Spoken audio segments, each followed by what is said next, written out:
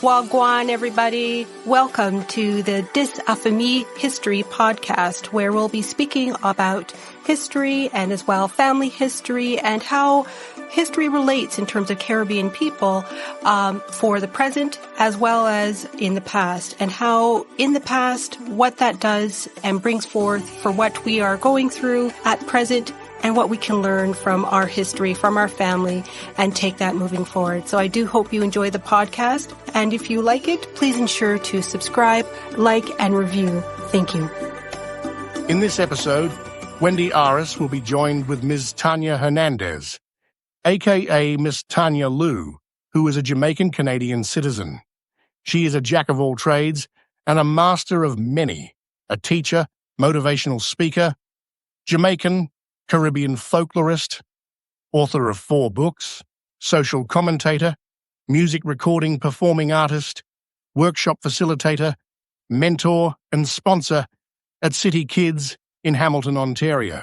Tanya's popularity with the Caribbean diaspora has her traveling in Canada, the USA and Jamaica to perform, to speak about culture and do workshops for students.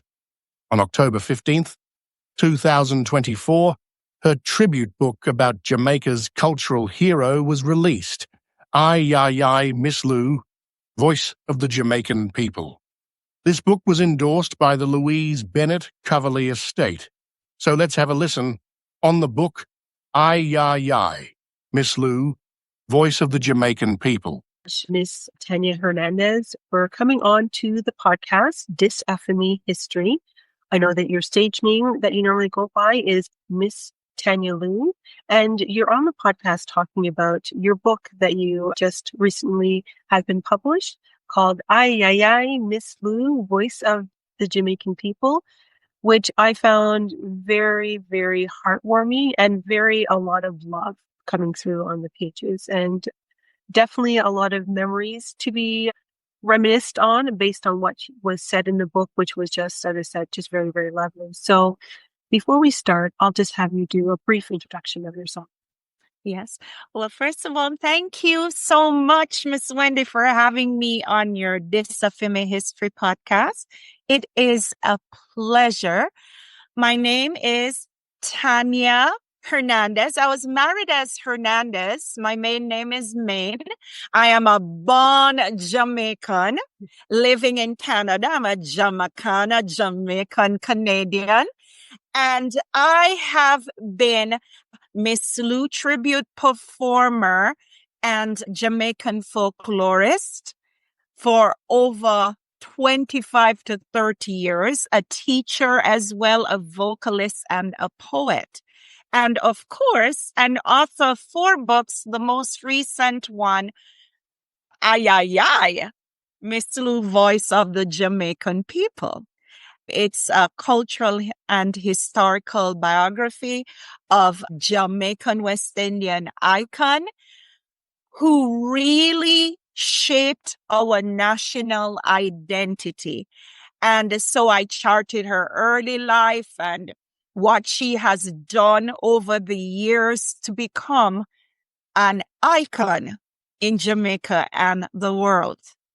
Oh, thank you. Yes, absolutely. And what inspired you with the title I? How does that capture Miss Liu's spirit and impact? Well, I is an expression. It actually comes from a Mexican Spanish background. But when Miss Liu would perform her dramatic monologues on stage, on radio, TV, and even in her books and her poetry, when she performs her poetry, she would end with ay. Now, why? Ay is an expression that normally would mean, oh no, but it can also express excitement and surprise and joy and concern. So why so many emotions? Because Miss Liu, what she did, she leveraged her social commentary and her wit and humor through her poetry, her songs and performances to convey the feelings of Jamaicans. And so sometimes there'll be shock, sometimes there'll be joy and concern. And so you'll hear, ay, ay, ay, you know? And of course, what it does is engages the audience. It engages her people to know, wow, she understands what we are all about, because her books did not just come about as just love for writing, even though she is the quintessential writer, and for me, the quintessential human being. But what Miss Liu did, Honorable Dr. Louise Bennett Coverley did, was she's an ethnographer. She preserved the Jamaican folklore and traditions. She's the pioneer of our national identity. So she went into the 14 parishes of Jamaica all over, and she researched our folklore and traditions, which is rooted in African retention. And she preserved and documented, curated, and she put it in her books, right? She has many books, right? So thus preserving that heritage. And most of all, what she did was to preserve it in our national, our mother tongue, our first language patois.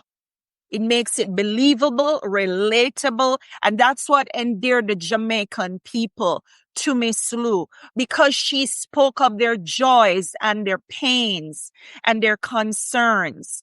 And so, yeah, that is how Ay Ay Ay came about. Yes, and many people so far. I just wrote the book October 15th, and I've been getting some good feedback from you. Said it's joyful. I've heard that. I've heard that it brings back nostalgic memories of our old-time culture, the foundation of our culture, right? Where artists and writers now are gaining from that, right? Miss Liu was the pioneer for ushering in the use of our, I would say it was first an oral language, marginalized by the colonialists and, and the neo-colonialists. But Miss Liu, what she did, she raised our patois to a literary level of expression. And so now you see so many people performing on Grammys using our patois. You see writers and poets like Linton Kwesi Johnson. You see Harry Belafonte. Miss Liu gave him the foundation for his Deo song, right? I don't know if you know, but the Deo, Miss Deo, it was called originally Day Da Light. And Miss Liu mentored him. And, because of that, he was able to sing these songs, these lovely folk songs, right? As I said, rooted in African influences. And now I can say, and that's why I wrote this book, that Miss Liu, she's timeless, because yes, she preserved it, but right now she still lives on, because all the things she wrote about politics, love, community, struggles with independence, right? It still is happening. We still have struggles with hard times, dirty tough, as she wrote, right? Times are hard. So her work is timeless, and it is being passed on and continues to be preserved. And so, as you know, Miss Wendy, I an award-winning international performer. I go around and I spread the culture. So like I am one of the few folk heroes that take the baton from our pioneering folklorist, Miss Liu, and we continue to pass it on. So Miss Liu's work and legacy lives on, and our culture lives on, because if we do not speak our stories, if we do not sing our songs and recite our poetry and tell our stories through Anansi and, all the other stories that we have, we might lose it and somebody might tell us it never happened, right? Yeah. So the book, I've written another book, One Pot, where I did some tributes to Miss Lou in poetry and all of that. But this book is specifically about the life, works, and legacy of Miss Lou. And then I have put my tribute poetry in there, written in dialect, features of which we have. I have the dialect written, but I also have the translations.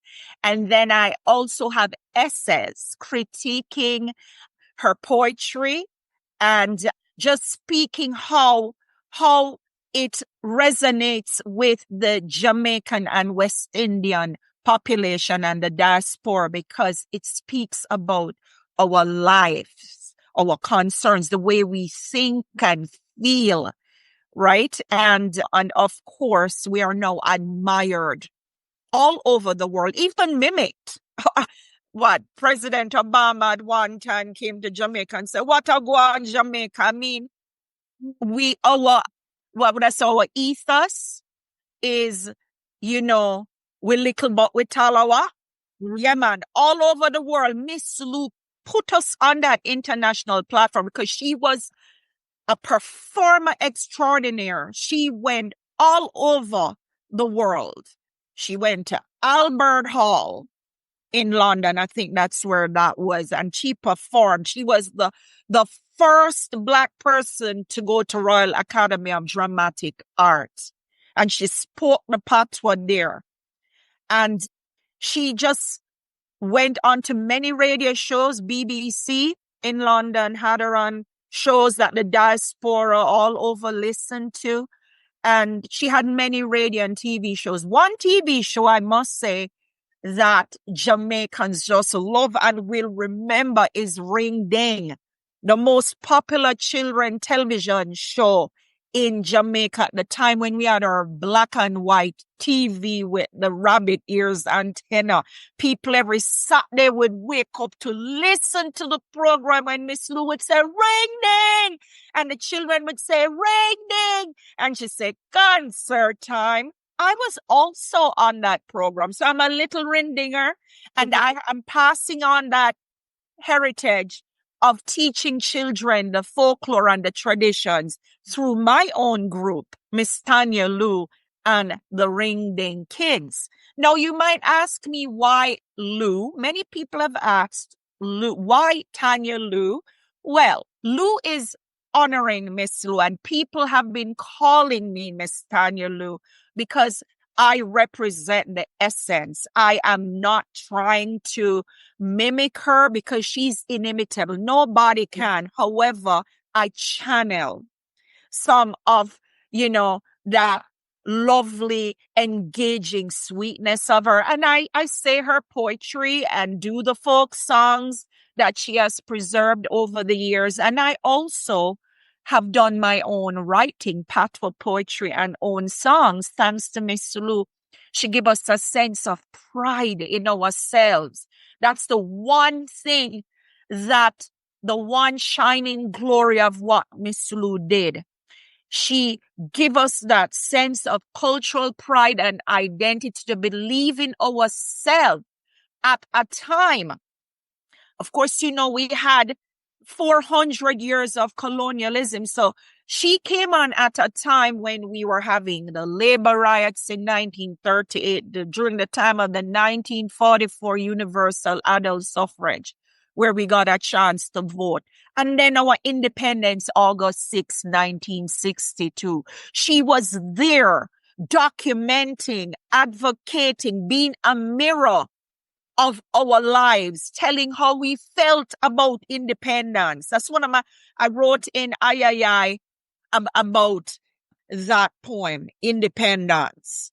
And of course, the poem When Trouble Take Man, Picnic Boot Fit Him, because during that time, it was a complex time. It was a time when we were trying to find ourselves after years of being, given hard work with no pay and then having to be independent. Miss Lou psychologically, emotionally, and mentally helped us with who we are as people, getting rid of the mental slavery and say, listen, you little but you talawa, you are God's children. You can do this, but you need to know who you are first. You need to know your history, right? You need to know that. Marcus Garvey said, a people without knowledge of their past history roots is like a tree, of course, without roots, right? What are you going to stand on? Who are you? Who are your ancestors? What were their values? And so Miss Lou gave us all the values and philosophy through the proverbs and riddles, right? So when, we speak a lot in proverbs, as you heard, when trouble take man, picnic boat fit him. That is the essence of who Jamaicans and West Indians are and our African ancestors. No matter what come our way, we are going to overcome. We are going to find a way, right? So, I am proud to highlight Miss Lou and to continue her legacy.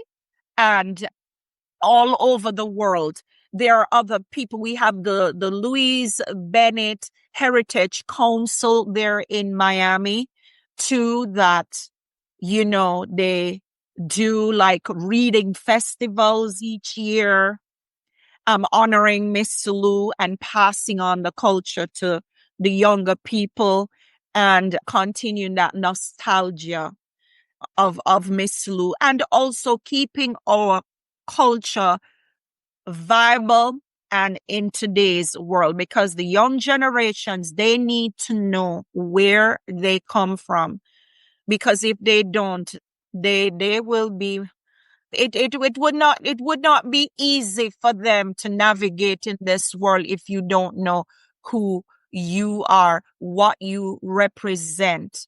So I'm an educator. I would call myself a edification, education, edutainer. And I just want to spread joy, peace, positivity. And now it's Black History Month. So I'm celebrating our visionaries. And Miss Lou is our great national icon and pioneering folklorist. So yeah, Miss Lou Aguan, and I know, Wendy, you'll remember her folk songs like This Long Time Gal and Evening Time. Evening Time is a song which captures the communal joy of the Jamaican people, which started from way back from our ancestors, from moonshine darling days. After hard work, they come underneath the moonlight. That's what I'm saying, moonshine darling. Back to dinky mini days when somebody died, they banish grief through singing and talking and drinking and eating. So this celebration and banishing grief was what Miss Lou brought to us to celebrate, to overcome, and through her folk songs and through her poetry. So Evening Time speaks about that. And I don't know if you want me to sing a bit of it so you can capture the essence. So I just thought I would have my bingy drum here, my little drum. And I'm going to, like in the days of our ancestors, the drum, right? It was a symbol of celebration and a symbol of overcoming. Captures the communal joy of the Jamaican people. And Miss Lou wrote this song. First, she wrote it as opening song for the 1949 pantomime Bluebeard and Bread and Nancy, but now it has become an epic folk song. And this is the song. Come, Miss Claire, take the bankra off your head, me dear. Evening breeze a blow. Come this way, Miss Flo. Help down ya after you know be so burden, ma. Rest yourself at ease. Feel the evening breeze. Evening time. Work is over now, it's evening time. We they walk a mountain, they walk a mountain, they walk on mountain side. Let we cook some pickle on the way. Let we eat and sing, dance and play ring ding on the mountainside. Catch up the fire, Martha. Pass me the Congo peas. Rub up the flour, Sarah. Lord, feel the evening breeze. Evening time. Work is over, now is the evening time. We they walk a mountain, they walk a mountain, they walk on mountain side. Let we cook some pickle on the way. Let we eat and sing, dance and play, ring ding on the mountain side. Evening time. Wonderful, wonderful. Thank you. So much for that. That's wonderful. Thank you. Yes, thanks to Miss Lou, we were able to capture being along the mountainside, nice evening, people coming together. That's what Miss Lou wanted to pass on, that legacy of community spirit, community togetherness, unity. And to get, yes, don't forget our past, but we don't allow our past, the negative things to get in the way of us moving on, you know? So post-independence, we have a lot of our Jamaicans and West Indians and people all over the world celebrating our wonderful culture and heritage, writing their own works as writers and linguists and academics and artists. And yeah, it's just lovely to have someone like Miss Lou in our lives. As you know, she is a Jamaican-Canadian, and she galvanized the diaspora here in Canada too, right? When she came to Canada, she continued with the folklore and the songs and the dances. And she has gotten so many accolades and awards. She got an honorary doctorate of letters from York University here in Canada, at the University of the West Indies, Medal of the British Empire, Order of Merit from Jamaica there, you know, and so much more. So she's not only well loved, but she's seen as a national treasure. Just recently, she got the Order of National Icon. Still believe she already was a national icon. Just give her the national hero status because she contributed to national development, community development, and youth development. If it wasn't for her preserving the culture, for me, Jamaica would be like, I don't know, it's like coconut without the coconut milk. You know, she was mother and nurturer. She nurtured us with the milk of our culture and just instilled so much love and pride in who we are as people. No, definitely. And then, what you said about, her outside of Jamaica, could you speak to a little bit more, especially here in Canada, as to some of the archives that are held here in Canada for Miss Lou? Okay, so Miss Lou, her earlier works are held at the National Library of Jamaica. But then you had you had an accrual of her works and photos and documents that came to Canada through the estate of Miss Lou. The co-executors are Dr. Pamela Pelt, who recently got Order of Canada, and of course, Miss Lou's son, Fabian Coverley, both co-executors of the Louise Bennett Coverley estate, brought the first accrual of Miss Lou's later years to McMaster University at their Mills Memorial Library, where you can go online and you can see all the digital funds of her works, and many academics, they go there and they do their research. She also has archives at there is room that was called Miss Lou's Room. The government of Ontario, through the influence of Dr. Pamela Pelt, got the government to honor Miss Lou with a room. So it was initially called the Miss Lou's Room. It's now called the Miss Lou's Education and Learning Center at the Harbourfront Center in Toronto, right by the lake. And this room holds a lot of her records, and you can even engage with Miss Lou. They have these little telephones. You pick them up and you hear Miss Lou doing her poetry and singing some of her songs, and many photos and archives there about Miss Lou. And also, it's a place for children to learn. So a lot of children, schools will bring their children to learn about our African, Jamaican folklore and the works of Miss Lou.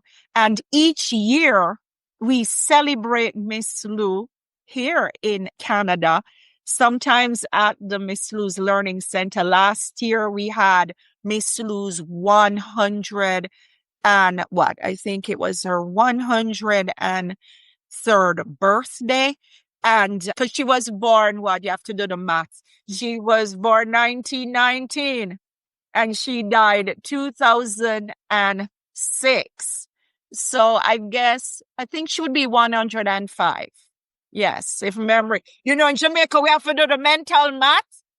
So 1919, 2006, she lived for 86, 87 years, but in 2024, from 1919, should have been like 105 years old, right? So, and Google Dougal, as you know, had honored her, right? On her, I think, 103rd birthday. That was in 2022. Did you remember? Did you see that? It was all over Google Dougal. But yes, in Canada, through the Jamaica Foundation Hamilton, of which I'm their Goodwill Ambassador, we have like Jamaica Days, and of course, Miss Tanya Liu and the Ring Ding Kids perform. We have the Jamaica-Canadian Association that would do, they would honor Miss Lou.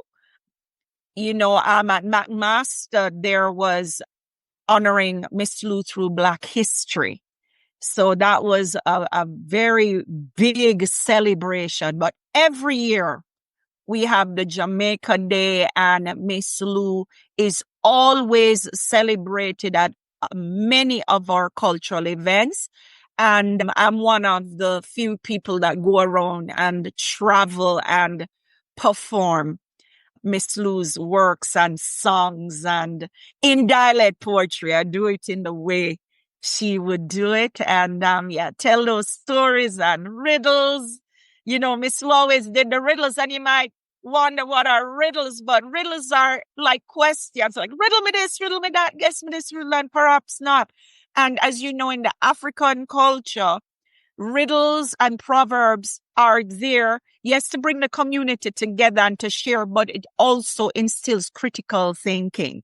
So when we ask, for instance, I would say, riddle me this, riddle me that, guess me this riddle, and perhaps not. And we would say, if 3 sevens are 21, what are 7 trees? You might say, but it's 21, but I said 7 trees is a woodland. You have to listen carefully, right?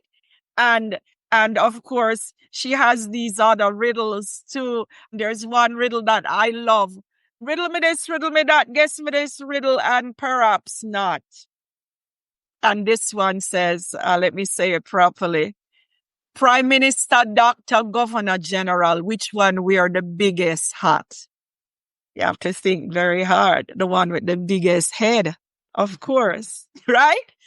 And things about our culture, we would try and let the younger people learn about all our different foods and songs.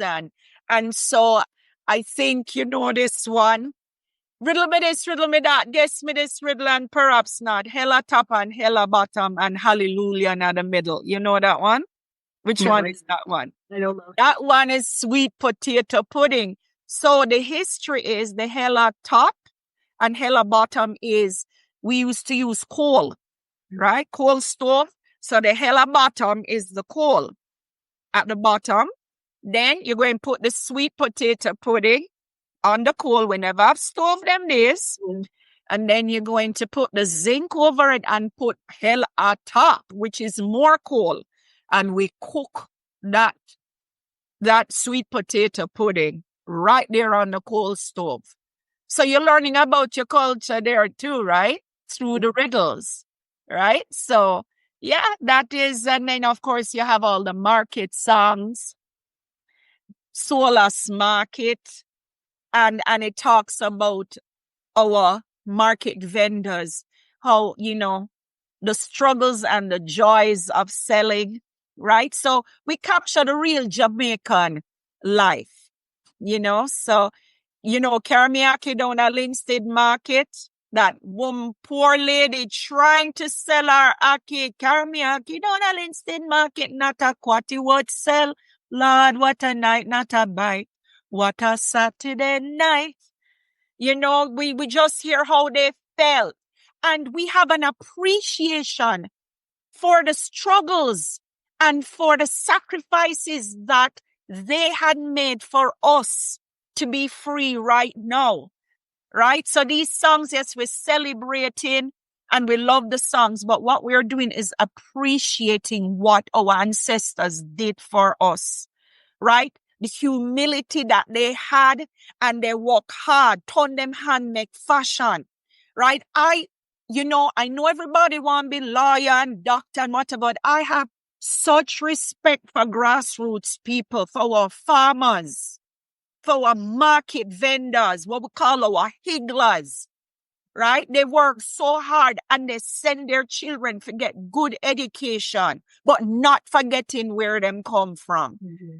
And you know, so, you know, I feel so honored to be able to be one of those people, those folk heroes, because we are the folk heroes coming up now, carrying on the culture that Miss Lou preserved for us. And I'm pleading and imploring to the young people out there who are artists and poets and singers to love, and I'm speaking directly to the diasporans and to the Jamaican and West Indian people, that use the talents that you have to continue to tell the stories of our people. We have a lot of singers and performers. We want more writers to keep that culture. When you have a book and you document like I here and all the other books, right? From Professor Mervyn Morris about Miss Lou. And of course, you have the 100 Voices of Miss Lou, edited by Professor Opola Disa. And then you have Nadia Han with her little Miss Lou book, and you have tons of other. You have Miss Tanya Liu here writing I. And we need more people to come up and write more books about our culture. And so that people will see we are like, we are a Talawa nation coming out of what? 1400 years of colonial, well, more than 40, 400 nearly 500 years of colonialism and neocolonialism, and the fight is still on. And we are what? 63 years? Jamaica will be 63 years of getting their independence. And we are continuing to define ourselves and continuing to better ourselves. As Miss Lou said, independence with a vengeance. Independence raising Cain. Jamaica start grow beard and she hope our chin can stand the strain. And she told us what it is, that what it takes, what it is, why we are Jamaicans. She said, Matty, she always use her alter ego, Matty, and Auntie Rochi. Matty said, as Jamaicans, right, it means we face the stand upon with dignity. And we don't let nobody take liberty with we. Independence in we nature, born and bred in all we do. And she glad say government no say we independent too. And she tell world map to stop draw Jamaica so small, cause the little speck can't show we independentness at all. Miss Lou put us out there on the international map and say, listen, we might be a little speck on the map, but we big. And so draw we bigger. She said, please take we out of the sea and draw we into the ocean. You see her wit and her humor there? And then she trying to say Jamaica, she said in her poem, Independence, Jamaica need a independence formula. She said she no want no bugo yaga. She said no easy come by freeness things. And she said we must have a whole lot of study ration. We must work hard, right? And she gave us that formula. You know, a little bit of this and a less of that and plenty study ration. So we really have to turn our hand and make, turn our hand, make fashion, ban we belly sometime and sacrifice, but we need plenty study ration. She want us to study. So when people are saying, well, Miss Lou speaking Patois is like she want us always to talk in Patois. What she's saying is she's not trying to replace Patois with English. She is telling us to respect our language, respect our people. If you don't respect the language, you're not respecting the ancestors, what they have done for us. You're dissing them. And we cannot afford to do that. We have come this far with all our national heroes, one of which is Miss Lou, who fought for our freedom through her artistic expressions to tell us to emancipate and free our minds and to be the best that we can be through educating ourselves. Yes, of course, with English. She used English and Patois seamlessly and to show that they both are equal. And in showing us that, she is breaking those chains of marginalization, marginalizing our people, marginalizing our culture and our language. She is celebrating our language and showing we are same like any other person in the world, any other culture in the world. And so, yeah, I am glad that we have Miss Lou as a galvanizer of our West Indian people to continue the fight of being people who are confident in ourselves and in what we do. And as you know, we are so well known in the world with our music and sports and education. Anything we put ourselves to, we'll do because we're resilient, So yeah, that is, captures all of that. Our courage, celebrating the culture of a lovely woman. By the way, the book is just not only capturing what she did for us, but who was she behind all the performance and all of that, right? She was the same person, warm. She captured the essence of the Jamaican national character, the essence of our people, warm, enduring, full of laughter, wisdom. You'll even see in her Miss Lou's children. She actually adopted her nieces, and of course, she cared for her son through Eric Kovali. She was married to Choctaw, the impresario Eric Choctaw Kovali, and they both cared for Fabian, Mr. Kovali's son, and of course, Miss Lou being married to Miss Kovali, it's her son now. And now her children, she had Christine, Altia, and Odette, and there's another one. Yeah, Christine, Odette, Altia, and Simone. She cared for them, and they will tell you that she was the same person that you saw on stage. As a matter of fact, her title, Odette's title, when she wrote her memories of Miss Lou, said, Aunt Louise, a source of strength and inspiration. She said she was a very humble and down-to-earth person who told my sisters and me that in life, we should feel that we know nothing and that everyone in this universe can teach us something we don't know. So here you have this performer extraordinaire and, internationally acclaimed folklorist having this humble spirit, which you will find in many of our Jamaican people. Even though we are so proud of our culture, we believe that we are teachable. And that is what I want to pass on to the younger generation. We all don't know everything. So let us listen to understand and not just listen to reply with what we alone want to say.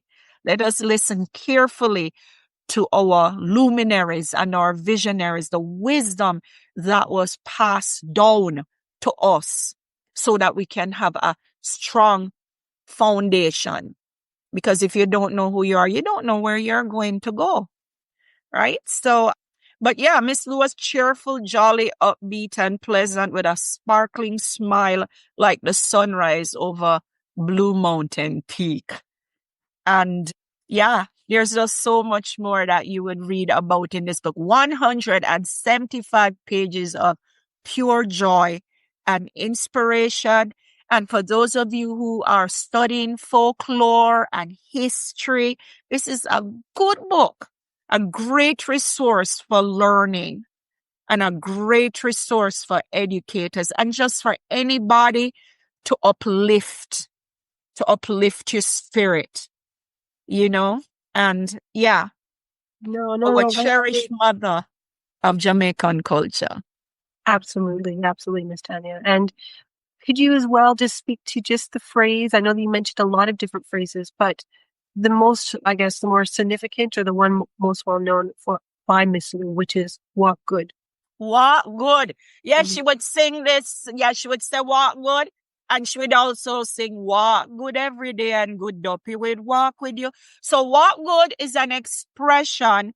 It shows the courtesy and warmth of Jamaicans. When we say "walk good," go well on your journey, go well on your way, safe journey. But there's more to it than that, because she would say "walk good and good dopey will walk with you," meaning walk good and the good spirits will walk with you.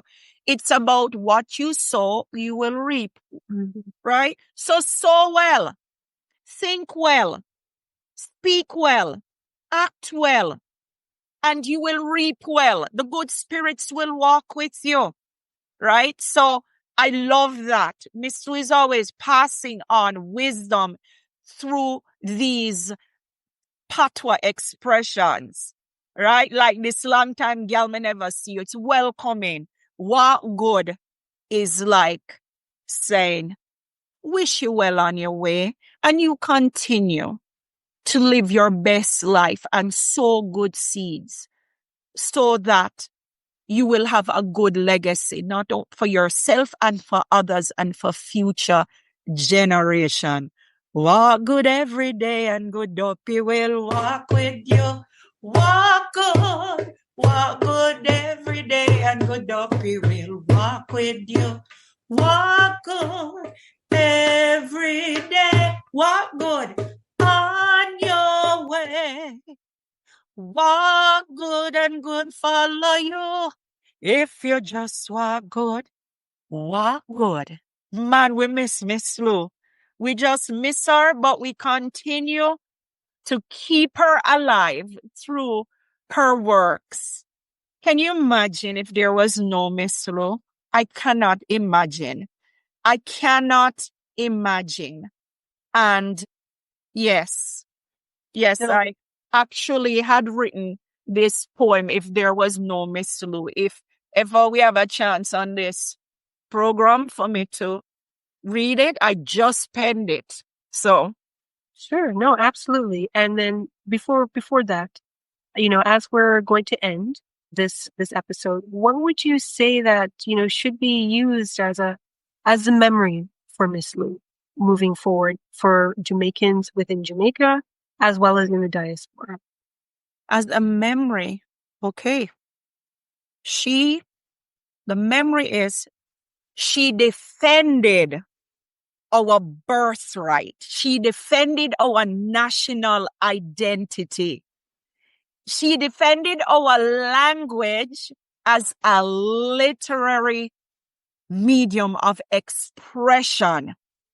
She gave people pride in who we are. That's how she should be remembered. Advocate, poet revolutionist, mother that nurtured her Jamaican people.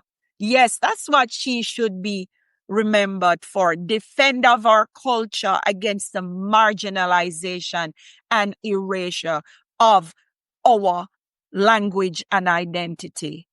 She reminds us, and she is the mother, the mirror who shows us who we are from time ago, from our ancestors that paved the way for us to not only be physically free, but to be mentally, emotionally, and psychologically free and confident.